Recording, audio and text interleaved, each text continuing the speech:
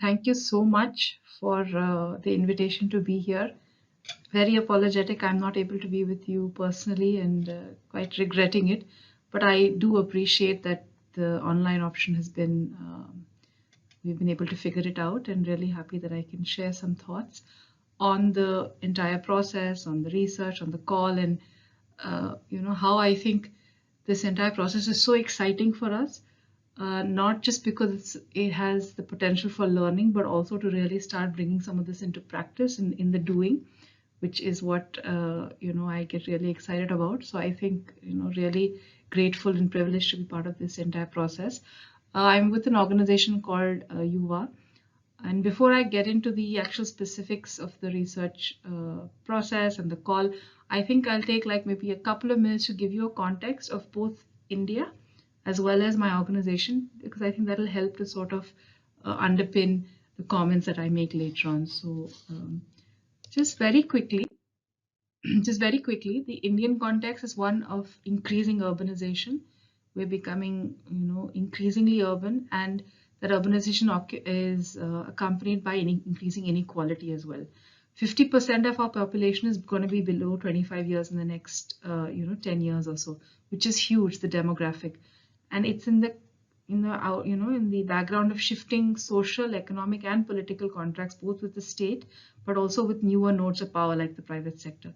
In this, young people are really viewed as a labor force to propel economic growth. They will make money, they will increase the GDP, but also simultaneously as troubled group which needs to be controlled. We don't want dissent, we don't want disruption, and that's like really the backdrop.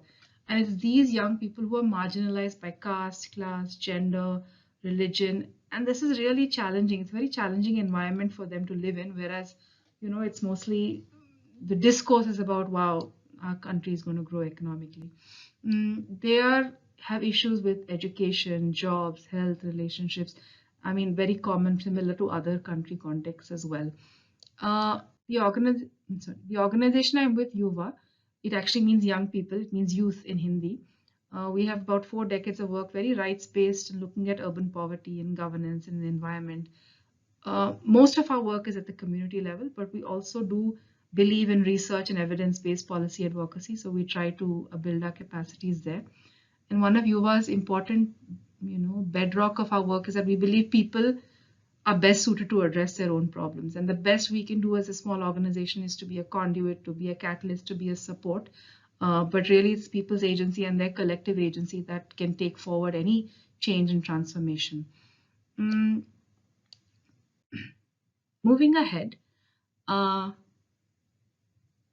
why does this whole concept matter, and why do we think this call matters?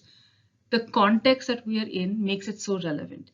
With the inequality, with the marginalization, with the lack of state support, the well-being of young people has to really move beyond the economic, the material, and really start talking about what it means for us to be in, connection, relationship with each other. So I think the existing context itself is like the biggest rationale for doing this work.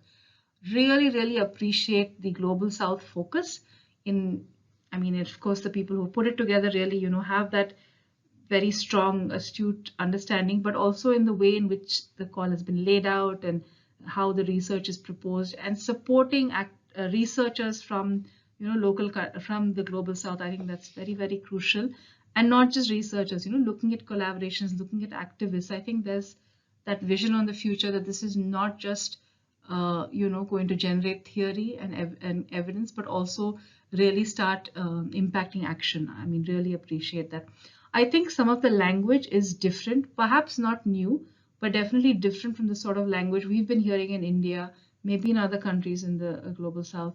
So there is some work to be done to really build the understanding of that language, to find localization of that. So I think that's something that we need to work on to ensure the relevance really makes sense. But also I think because this whole process is beyond just the research call and the 4-5 years projects. It's really about changing praxis within the countries. So I think this time period that we have, next 3 to 5 years, can really start building local stewardship within the countries to take this work forward. So I think there's huge potential, and I think our full support and endorsement of the work itself quite, yeah, unhesitatingly. Uh, I do want to make a bit of a plug for why the urban matters, and I know that the whole process does focus on it, but just a little bit, once again emphasizing the urban and the peri-urban as well. I think at the core, the citizenship that we see in cities is quite unique. It's different because your formal citizenship may not always match with the way you're able to claim rights and the way you're able to engage in governance, which is your substantive citizenship. Like as a migrant, I may not be legally, a citizen. I might be legally a citizen, but I'm not getting the rights that are due to me because I migrated from a rural area, and vice versa as well. So I think the citizenship question in cities is quite messy, it's quite complex, which is why it's important to engage with young people. And the urban is it's a canvas for intersecting challenges, no? Like whether it's livelihoods, climate, health, digital, they're all overlaying and intersecting with each other. So very, very important for us to consider these big topics in the urban. At the same time, I think the relational in cities, no, it's not static, it's dynamic, it's evolving. In one slum, there might be 50 new people coming in every month and 50 new people who are migrating out. So I think this whole sense of the relational is dynamic and evolving, especially for young people who might get married, get their own homes. So I think this is very, very important. And they're not passive, no?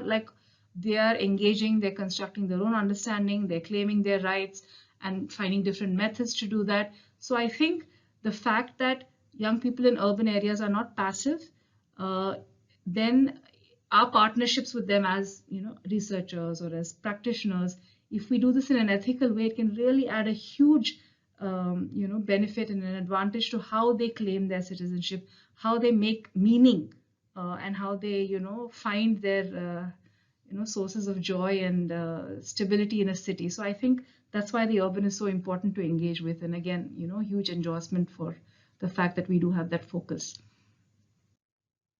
Mm. And I think the whole participation question also, I think it's important to comment on. If we're looking at meaningful participation, really the why. Why do we want to engage with young people, and why would they want to engage? So I think unpacking that. Also the when, like will they engage right from the design and the conceptualization? I mean, a lot of that is already done, but then where do they get involved? And then is it on invitation? Is it a space that's always open to them? So I think the when also matters, and of course, and the how. We all know, the participation, the critiques of the ladder, and so on. So I think really reflecting on the participation in the call, in the proposals, in our work itself, very, very important. Also, I mean, I want to refer to participation. Can we see participation as representation, right? So I'm not participating as an individual young person, whether I'm a Dalit or a gender minority, but actually I'm representing a larger voice. And do I have the mandate of that larger group? I think if we can start thinking of participation as a representative process, then it will make most sense for the marginalized young people, particularly in cities in the global south. If we are looking at participation more as tokenistic, symbolic, then it's not going to really shift, the needle as we think. Also, I did want to mention that the ethics, when we look at, ethics of research, particularly when you start engaging some of the bigger universities in the Western world and other places as well, they have all these institutional review boards and these ethical, it can get messy because some of, like as an organization, our understanding of ethics, the young people we work with could be very different. And we might want to adapt on the ground very quickly. We're more flexible, but then there will be rules saying this doesn't happen. If you have to change this, you have to go back to the institutional review board. It'll take another 6 months. So I think we've experienced, I'm speaking from very, very recent live experience. So that is also something that we need to really unpack and be prepared to handle and deal with when we are, moving forward. There's also some writing on that, which I'd be happy to share later. Accessibility, of course, is very, very important, whether it's language, whether it's visual. I think that we have a good understanding of how to go forward. Then the youth advisory groups, which I think is a very, very important, powerful concept. Even there, it's important for us to be very reflexive, looking at whether we're looking at tokenism, what are the power issues within the advisory groups, based on where I'm from, what's my identity, what are the intergenerational dynamics that could exist, and of course the evolving capacities, different capacities. I think the advisory group itself, we can have very detailed conversations on how to ensure that it's actually centering the young people and meaningfully engaging them.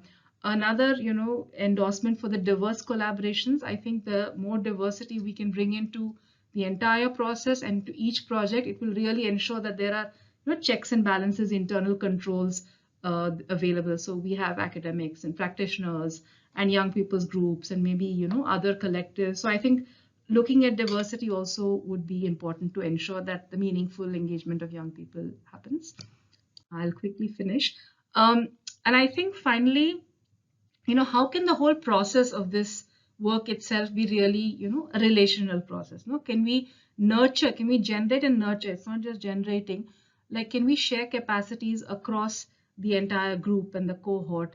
Can we also create, safe space for failing and using that as a learning? Because this is new. We know what are the challenges. We know that we can make mistakes. I think if we can somehow think of creating that space, it would be very, very valuable and stay true to, the larger mission that we set out to do.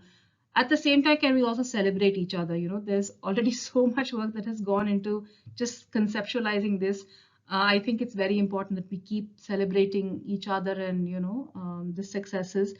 And at the same time, recognizing the value of, personal connects and interactions. While this is very broad, it's massive, I still think coming together in person, meeting, that it's really important. Zoom is lovely, but at the same time, it doesn't build that sort of relational process that we want. So I think how do we build that into the entire process over the next 3 to 5 years would also be important. And always, I think, keeping an eye on the power balances throughout the process, right from the conceptualization of within individual project, where the conceptualization happening. What about, say, publishing? Who is representing the outcomes of a project, and where is claiming happening or where is claiming not happening? I think finding ways as the team that holds the entire process to keep an eye on power within each of the the projects and each of the grants that are given out. I think that would be very important to ensure that this is it's a very meaningful process, and looking at the process conversations and investing time and energy in those. I think that would be equally important. So it's not just about what we set out to do, what were the targets, what are the outcomes, what are the results, what are we learning, what is the knowledge, but also how is that process evolving, what are the challenges, and what are the power that's happening, what are the relationships that are being built or not being built. I think investing in that process would be equally important. Yeah, but I mean, I think that's it from me. These are the sorts of comments that I did want to, reflections that I did want to make based on my own engagement over quite some time. I think looking at the call, but also being part of the workshops that were held by the team, and feeling very excited about being able to even see that this is happening and just knowing that this is happening out there. And once again, thank you for the opportunity to present. I'm sorry, I think I've run over time, but very glad that I had this chance. Thank you. Make